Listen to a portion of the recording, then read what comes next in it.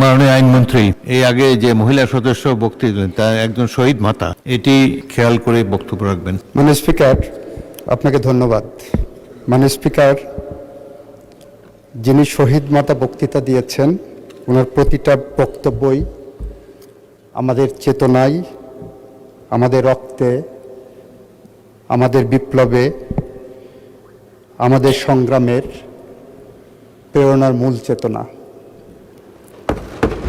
উনি যে কথা বলেছেন সেই কথা আমরা প্রত্যেকেই ধারণ করি এখানে বসে।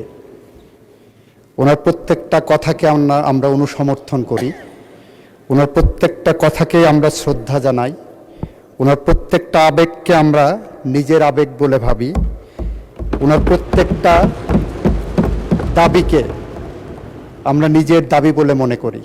তবে এখানে সুনির্দিষ্টভাবে উনি বলেছেন, আইনমন্ত্রীর কাছে একটা ব্যাখ্যা চেয়েছেন, জুলাই যোদ্ধাদের এবং জুলাইকে আমরা আইনি সুরক্ষা দিয়েছি, রাজনৈতিক সুরক্ষা দেওয়া হয়নি। মাননীয় স্পিকার, ওনার আবেগের সাথে ভেসে যেই আমি বলছি, প্রতিটা আইনই একটি রাজনৈতিক দলিল, প্রতিটা আইনই একটা পাবলিক পলিসি। সরকারের পক্ষ থেকে যে সুরক্ষা দেওয়া সম্ভব, সেটা একমাত্র সম্ভব আইনি কাঠামোর মধ্যে এনে। এবং আমাদের সরকার, বিএনপির সরকার, জুলাই যোদ্ধাদের সরকার, জুলাই চেতনার সরকার সেই আইনি কাঠামোর মধ্যে এনে